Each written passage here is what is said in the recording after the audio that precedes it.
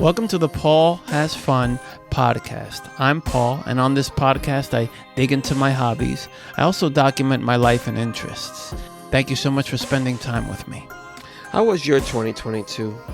Here's mine in a nutshell. When it comes to emotions and relationships, getting to travel twice with family was the highlight of the year. First, traveling to my mother's birth country and staying in a resort with my mother, my sister, and niece were fantastic. Then going to Las Vegas with my mother, sister, and older brother was beautiful and had created memories I won't forget. I'm still not the brother slash son slash uncle slash nephew who calls and looks for family regularly. Same goes for friends. Often I'm busy in my own world. Some days I'm okay with that and others I'm not. Frustrations at times with coworkers and my living situation came about. As a result, I've thought of changing my job and apartment, but I'm usually comfortable where I'm currently and not dissatisfied.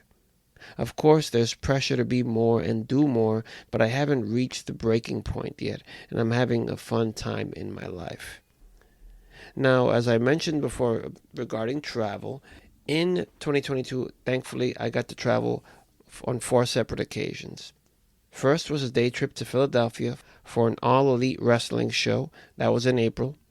Wynwood, Miami, in Florida. That was in May, and I attended a couple of dance hall parties in that trip. Then in June to the Dominican Republic, as I just mentioned before. It was to celebrate my niece's high school graduation. And finally, Las Vegas in September to celebrate my birthday. Now, when it comes to content creation and publishing, I've released 30 podcast episodes in 2022 and posted 67 pieces of content on YouTube and 66 pieces on Instagram, 48 posts on the blog, and 32 on TikTok. I also regularly posted on LinkedIn, Facebook, Twitter, WhatsApp, Instagram, and Facebook stories. Less than during the pandemic, as I had more time at home. Maybe I overly relied on reviews, and I'm talking about movie reviews and things of that nature, as that was the bulk of the posts. There were like about 10 of those. But event videos on the podcast feed itself, such as going to a BRT party during the summer and the Star Wars exhibit, were new. So were favorite quotes from a book instead of the biggest takeaways. I would normally do those after I finished the book completely, but I just started to do favorite quotes from a book that I'm currently reading. And there were also 2 hand-drawn story strips that were new to the podcast feed as well. I also changed the name of the podcast and blog from Improve and Have Fun to Paul Has Fun, moving away from self-help and now just talking about whatever I wanted to. Genuinely becoming a self-expression podcast /vlog /channel, but again, reaffirming that I would do this whether I got paid or not. Now, when it comes to sex workers and porn, there were 31 occasions where I'd seen a sex worker in 2022.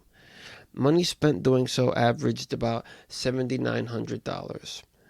This included purchasing porn as well. I also masturbated to porn 81 times. June was the month I did so the most, that being 11 times, with most other months averaging about 7 times. There were 6 sex workers I'd see multiple times, along with mostly new ones. There were 2 terrible occasions where I left without finishing, but I paid what was agreed. The rest of the prostitutes were good to great. I still feel this is cheaper than having a girlfriend, a wife, dealing with a divorce, paying child support, or even just having children. And all these numbers are up from 2021. PrEP was the prescription I used most this year. I also started to use erection pills, and they did the job. PMOing, and that stands for porn, masturbation, and orgasm. All these years, my erection went soft while doing the act. That's the reason for the dick pills. There was a point where I was getting pain around my lower back area. I thought it was the PrEP, but it was a combination of the vitamin D supplement of 5,000 IUs and PrEP. Once I cut the vitamin D, the pain stopped. I remember hearing Dr. John McDougall talking about the dangers of taking vitamin D supplements of 1,000 IUs or more. Prostitution has been and will always be around. If there is a desire and funds for the transaction, I can have it whenever. But even with the variety, this gets old after a while. Later in 2022, I started alternating between getting a legit massage one week and seeing a sex worker the other to break the monotony and save a little money. And what do I mean by PrEP? What is PrEP? If you don't know what PrEP is, you the listener. PrEP is basically a pill that you take on a daily basis to prevent getting HIV when having sex with folks from the same sex, or just to prevent from getting HIV. Now moving on to diet and physical. I have maintained the vegan and gluten-free diet in recent years, mostly out of fear of heart disease.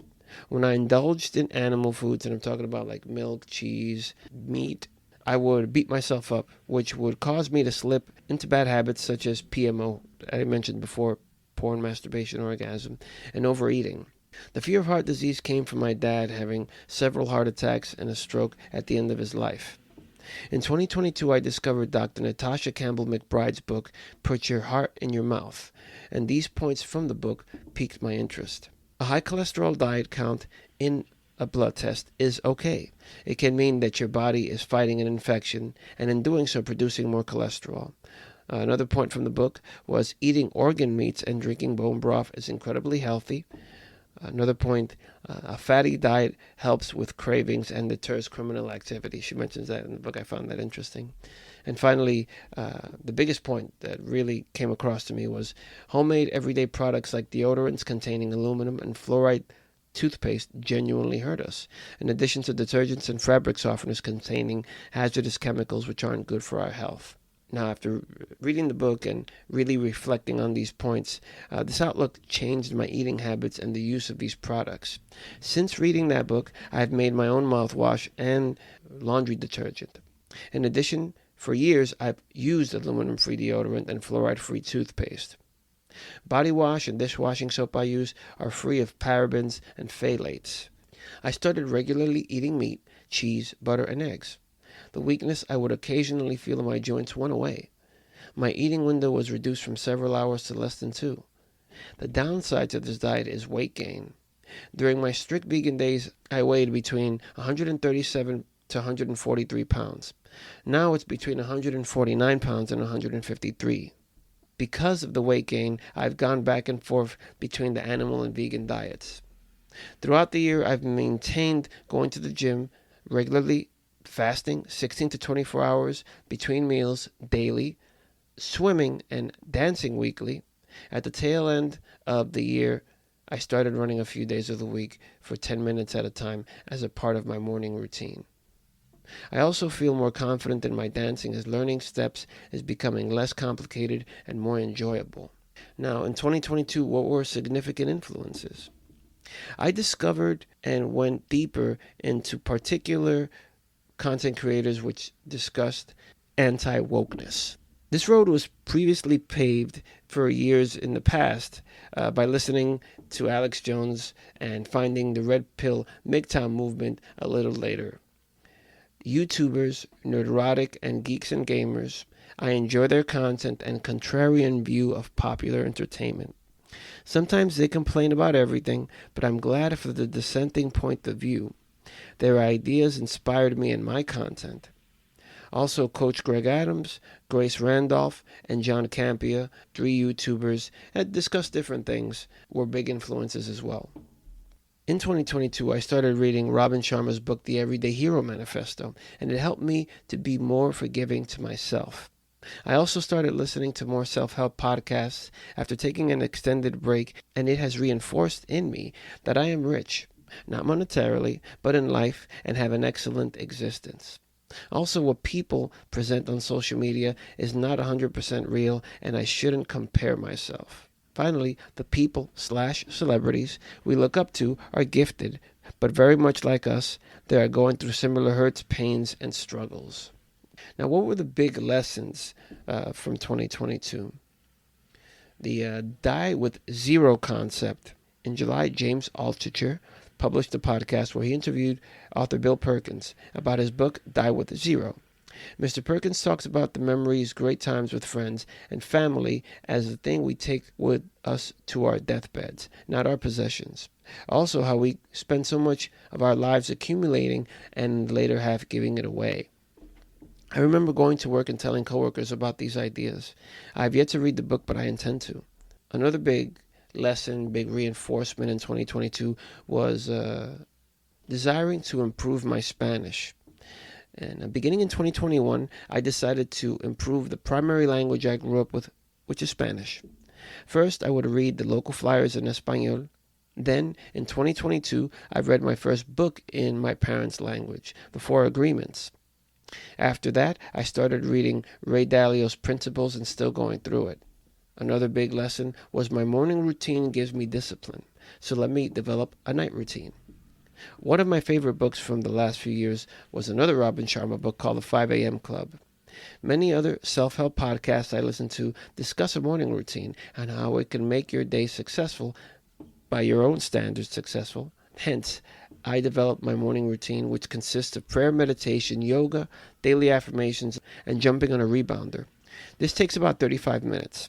It puts me in an excellent mood for the day, but I've never had a night routine. And one of the evening habits I'm developing is simply going to bed earlier, which helps me make better decisions during the day and grows my confidence. And also just helps with fatigue. As the night goes on, I find with myself that the more fatigued I am, I tend to fall into bad habits, which is like watching and masturbating to porn, or eating foods that I know are not going to be great for me, or just getting less and less sleep, where the next day I'm just not working on any content because I'm tired and I just want to turn my brain off and just look at social media or just watch TV. So getting to sleep earlier, getting a better sleep, a good 8 hours plus, definitely is a routine, is a habit that I'm working on.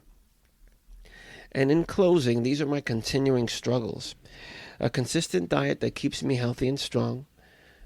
Something that I want to do in the new year, 2023, is watch less porn and masturbate to it.